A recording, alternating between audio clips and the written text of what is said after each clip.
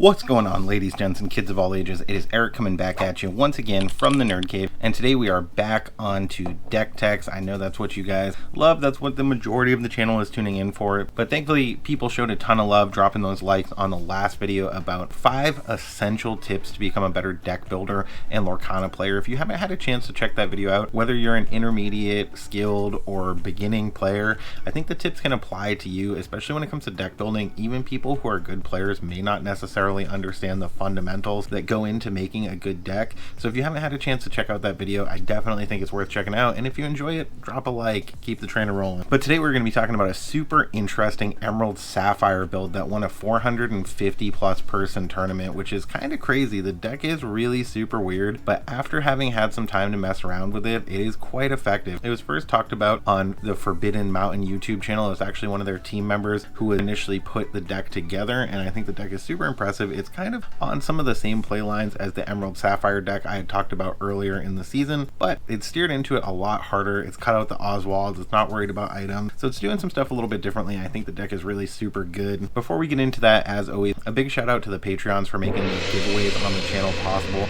If you haven't had a chance to check out the Patreon, we're going to be adding a new $1 tier very soon. You can join right now as a free member and you'll get notified when that $1 tier becomes available. So if you want to jump over there, totally free to join in on the conversation. Check us out on Patreon. The link is in the description. But without any further ado, let's jump into this Emerald Sapphire bounce control list. So the first card and the only one drop in the entire deck is going to be Clarabelle, Clumsy Guess. She is a 1 cost inkable 1/2 stat line questing for 1 and has the ability when you play this character you may pay a kind of kicker cost, if you're familiar with that from Magic, an additional 2 ink to banish a target item, which can be really good in the later turns if you're playing into like that Ruby Sapphire matchup that is so prevalent in the meta right now.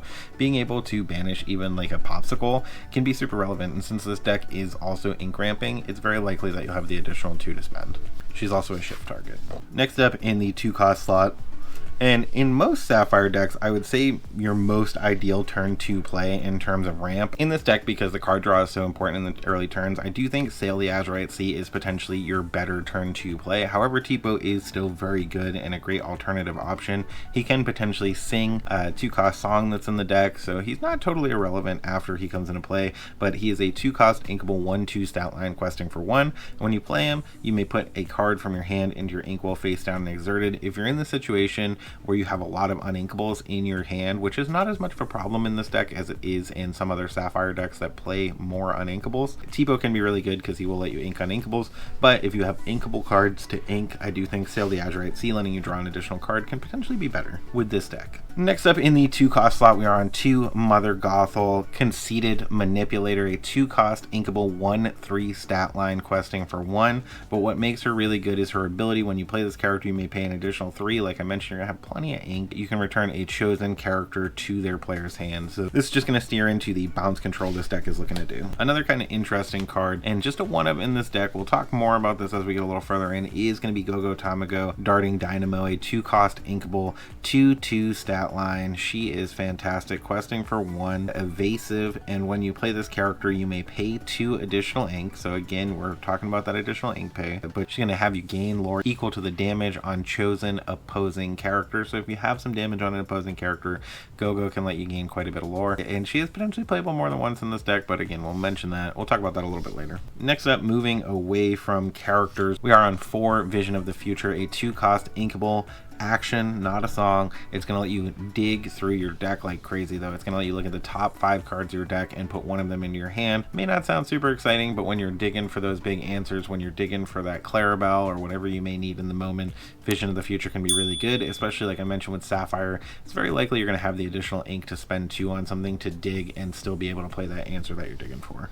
Another 1-of in the deck, we are on 1 Strike a Good Match, a 2 cost inkable action song. So this is one of the options that can be sung by Tipo or really any of those 2 cost characters or higher. It's going to let you draw 2 cards and then discard a card. Not always the greatest card in the world. However, it is a song, so it is going to function with one of the other cards we're playing in this deck.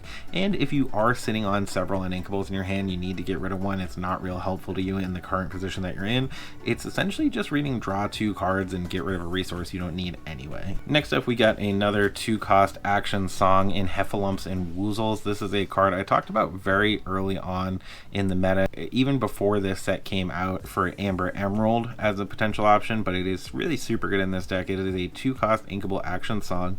Like I mentioned, chosen opposing character can't quest during their next turn, so this is going to potentially prevent your opponent from being able to quest to victory, which I think is kind of an interesting ability for the card, and it's going to let you draw cards. It's going to replace itself, it's going to prevent something from questing, and like I mentioned, we're taking advantage of those song triggers with this deck, so having another song is great. Our card, I am 1 foil away from a play setup. We are on 4, Sail the Azurite Sea, a 2-cost inkable action. This turn you may put an additional card from your hand into your ink will face down. So like I mentioned, this reads different than Tipo, so you're not going to be able to ink uninkables with this one. The card does have to be inkable. However, you are also going to draw a card, and it's at any time during your turn that you can ink, so you are going to draw before you ink, so potentially draw something and then just ink it. Like I mentioned, in this deck, because the card draw is so important, I do think this can be sometimes a superior turn to play to something like Tipo.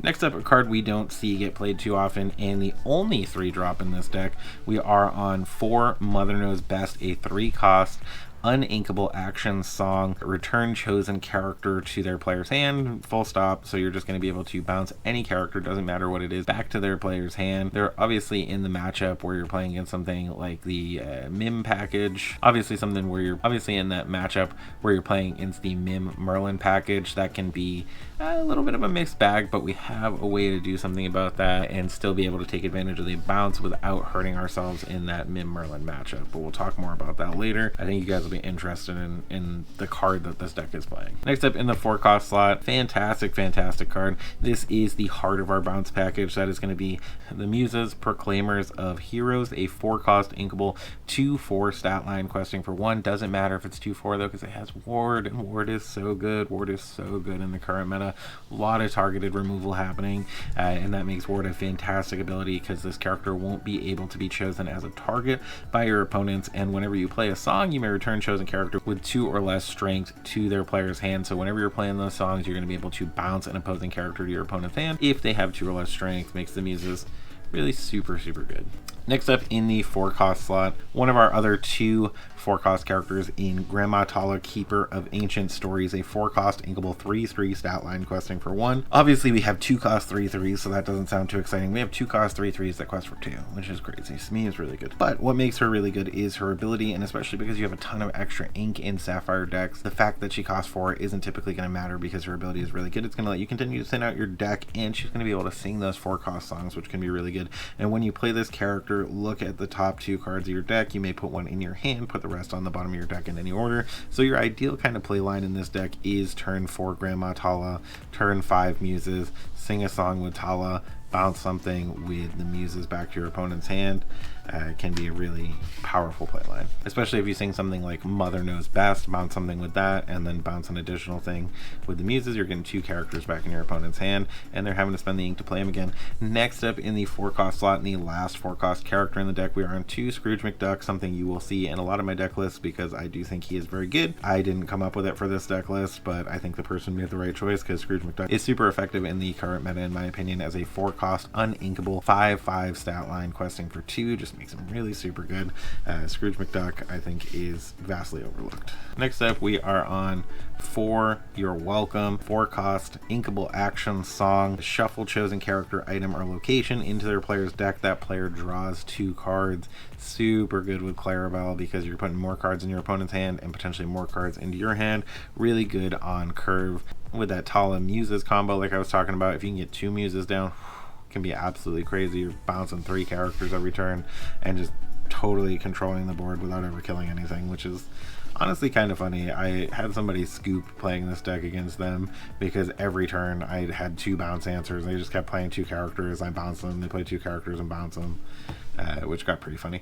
Next up in the 4-cost, we are talking about our last card in the 4-cost slot with How Far I'll Go, a 4-cost action song. Any of those 4-cost or greater characters can take advantage of singing this, and it's kind of going to do similar to Grandma Tala. It's going to let you look at the top 2 cards of your library, but it's going to do even better things because you get to put 1 in your hand and 1 into your inkwell face down and exerted, so you're getting 2 resources out of it for 4 ink. Next up, jumping right past the 5-cost slot over to the 6-cost slot, we are on 3 Genie on the Job, a 6-cost inkable 3/4 stat line questing for 2 with evasive, and he's just another way to bounce characters to your opponent's hand. When you play this character, you may return chosen character to their player's hand. Genie, Very good. This may not come as a big surprise to anyone, but we have another way to bounce characters to your opponent's hand in Mother Gothel. Unwavering Schemer, a 6-cost, inkable 4/6 stat line questing for 2, and when you play this character, each opponent chooses one of their characters and returns that card to their hand, so it kind of works like Lady Tremaine where your opponent's going to be choosing.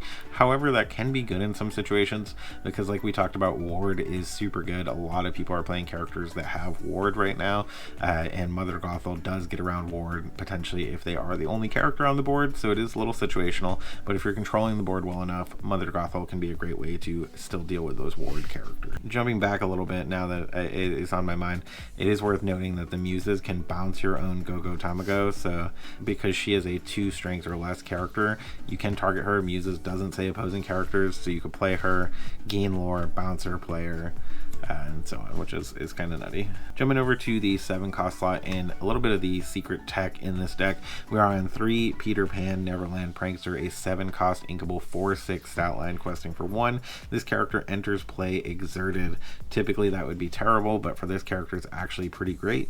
While this character is exerted, each opposing player can't gain lore unless one of their characters has challenged this turn, so that does count during your turn and their turn. So if they're developing something like Merlin Goat trying to close out a game, you are potentially able to bounce that goat or send it back into their deck, and because they haven't challenged during your turn, they are not going to gain lore when that goat does leave the field. Alternatively, if they're trying to get things into play to gain lore during their turn and you're keeping the field clear, they're obviously not going to be able to challenge first unless they have something that has rush, like a Maui or a Mim Fox.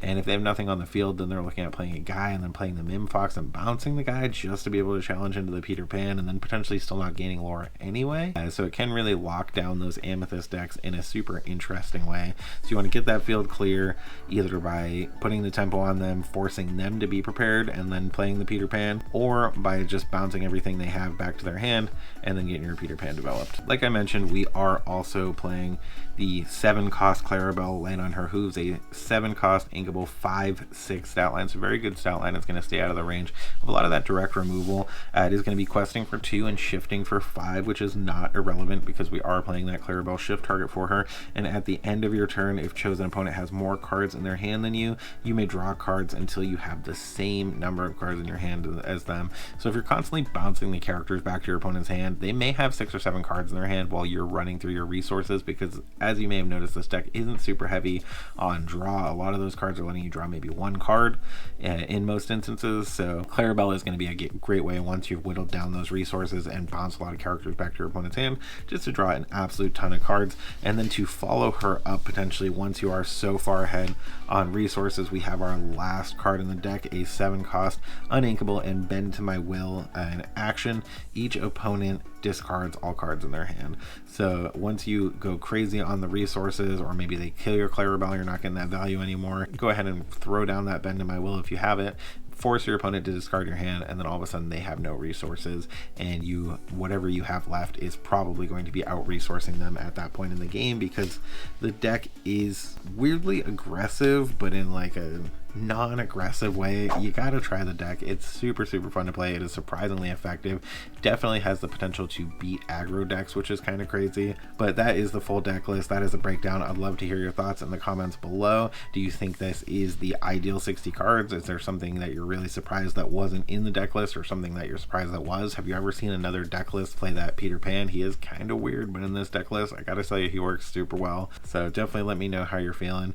Like I mentioned, if you haven't checked out that other video series that we're working on, go check out Monday's video. It'll be linked at the end of this one. And when you see those toys, video games, and weird Peter Pans getting clipped out by my green screen off in the distance, remember, it is not a mirage. You guys have a great day.